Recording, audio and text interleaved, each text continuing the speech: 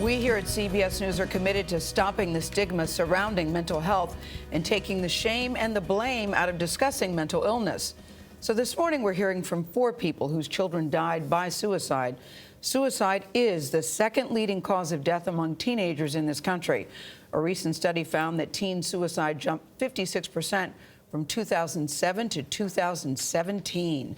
Mental health experts say bullying and social media have both contributed to the rise. Our national correspondent, that's Jerika Duncan, spoke to these 4 parents. And so, Jerika, what do they hope to accomplish by speaking out? Very glad that they are. What do they want to accomplish? They really want to help others. That's what all 4 of them said. It comes down to helping other people. In our conversation with these 4 parents, we saw incredible strength in the midst of grief, and each had a message of awareness. Ian Russell believes social media is partly responsible for the death of his 14-year-old daughter, Molly.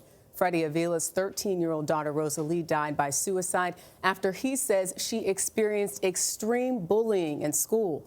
Kamika Shelby's 15-year-old son, Nigel, died earlier this year after coming out as gay.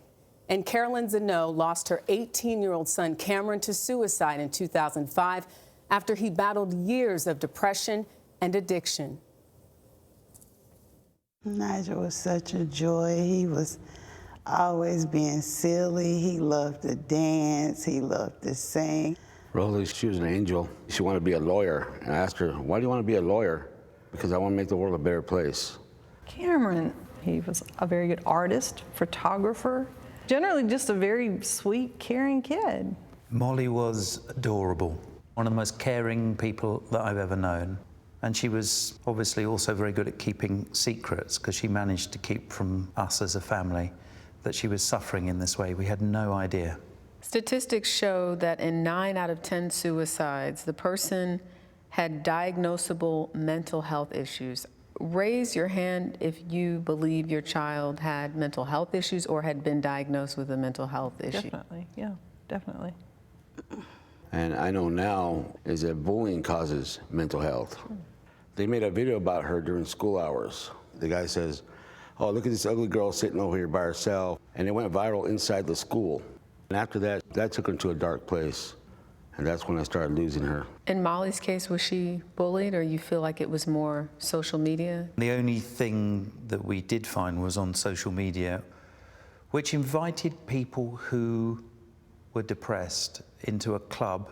It invited people who may have been self-harming into a club. It normalized those behaviors. It just said time and time again, I'm a lost cause, you're a lost cause, join our club. And I do think she had a sense of complete worthlessness at the end of her life. In his suicide letter, he said, I tried to be normal, but I couldn't.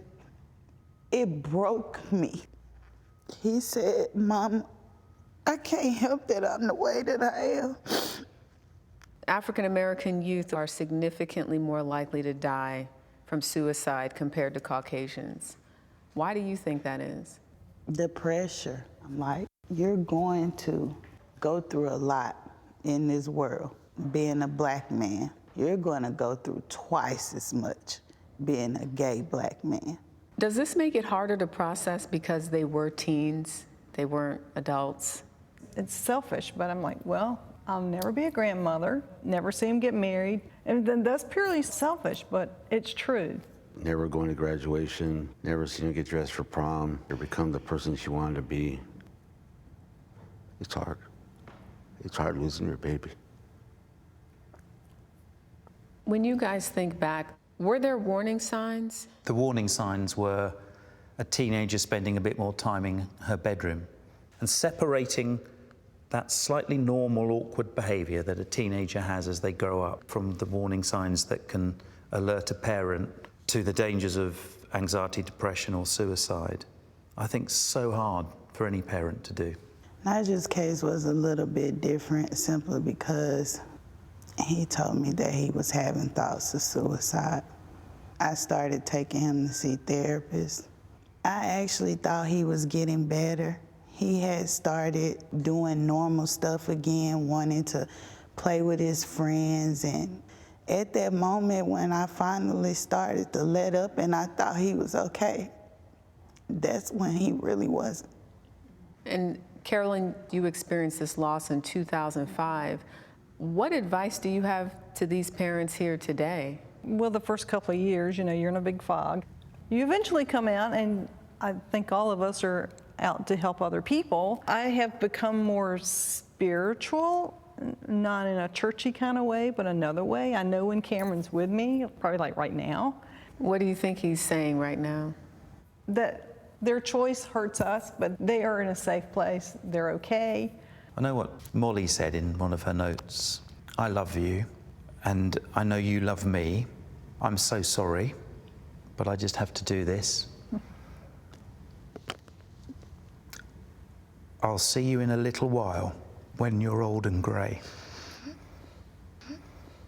I want to be able to talk about Nigel's story in hopes that it helps the next kid or the next parent, because I know he would have wanted me to. And a special thank you to those parents for sharing their story. Ian Russell has been very outspoken about the responsibility of social media companies to police suicide-related content on their platforms.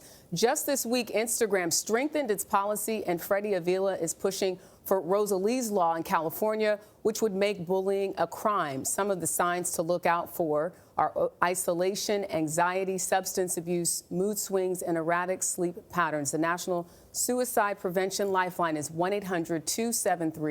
1-800-273-8255. It's available 24/7. There was not a dry eye in that that. was very tough to watch. Incredibly The people powerful. behind the camera, the producers that One were of the there. things that's so tough to see is, and you hear this sometimes, is you saw one mother say she thought her son was getting Yes. better. Yeah.